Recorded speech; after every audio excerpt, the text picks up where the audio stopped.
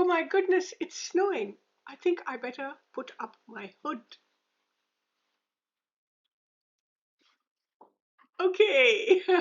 Yes, it's a bit of a joke. I'm really inside my house and it's not really snowing, but this is just an example of how things can change very quickly even after you write a book. So, as you know, or you may not know, I published my book, The Valley of Flowers, a guidebook, a couple of weeks ago, and it's already gone bestseller in India and in Australia. But since then, of course, we've had a lot of changes with the ability of people to actually hike, with the necessity to stay safe. And even though people are hoping for the hiking season to start again, we have to take precautions. And because of that, what I have done is I've started I've updated my basic guide. So I haven't actually updated the complete guide because that would take too long, but I've updated the basic guide so that people can read that and have a look at what precautions you can do to keep yourself safe in the time of COVID, because they say this virus is not going away soon. So we need to continue with our lives and keep ourselves safe and keep others safe.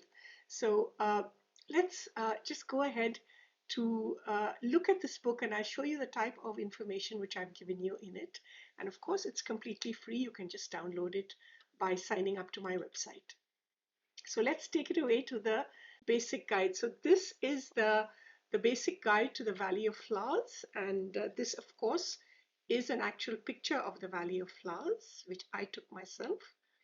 But yeah, let's go to the next chapter. Okay, so here we have, this is the type of information we have in the basic guide. It just tells you what it is about and where it is. And why bother about it? That's because there are 300 different flowers. Actually, that 300 is now wrong. It's nearer to 400 different types of flowering plants. Many of these are, in fact, many of these are in fact now endangered, and you can't touch them. But you can read all about it in my book, where you have the complete guide to the book. This is just the basic guide, and I'm just whipping you through it so that you can have a look at what's available in it. So, how to get there?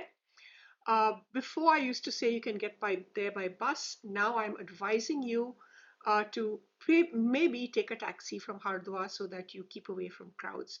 One of the things about the Valley of Flowers is that it's a fairly remote place. You're not going to get crowds over there. I hope you're not going to get too many crowds. So, and one of the things to do is to avoid the buses. It's got, I'm just running you through a couple of pages. How do you get there? These are the sort of basic information which sometimes people neglect to tell you. And I talk a lot about altitude sickness. I think that in this time of COVID, if you have any inclination to altitude sickness, you should probably not go.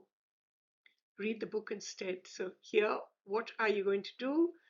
And if you notice that I've changed my directions there, I've said do not start the trek if you have the slightest inkling of a cold. Because if you get, there are two things, okay? If you get sick when you're up there, if you get the coronavirus when you're in the Himalayas, there is very limited medical um, help over there.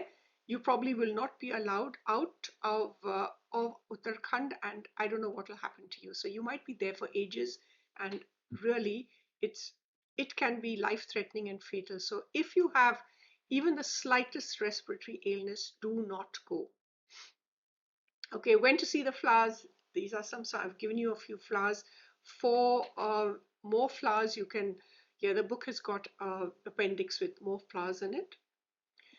And here, what does it cost? So I've given you a breakdown of the costs. Be ready for these costs to go up as mass tourism falls and it becomes more expensive, because, hey, these people have got to make a living.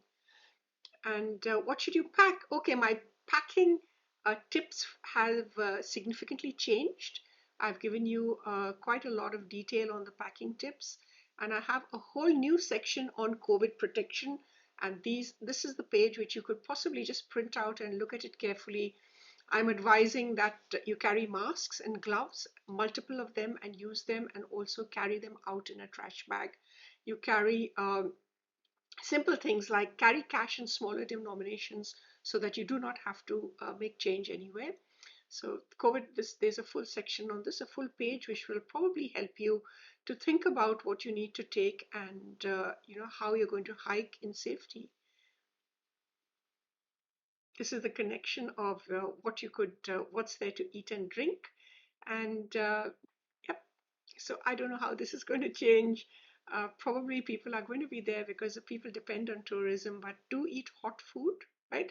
I wouldn't advise you to eat the Maggi noodles, eat the hot food, and do use sanitizer and wash your hands all the time. Those are the rules of cleanliness. So stay safe and keep the Himalayas safe, I beg of you. So this is me.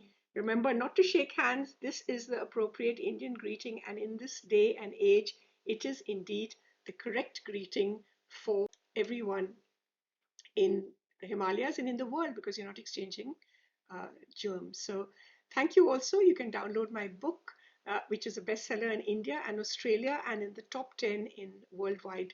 So the Valley of Flowers gives you a complete guide to the Valley of Flowers. And if you can't go, it gives you a complete virtual tour. So it's the ideal book for today. Okay, so that's me. I was having a bit of fun there. Susan Jagannath, thank you so much for watching. And you can subscribe to it, or you can download the basic guide, which is totally free from the website today.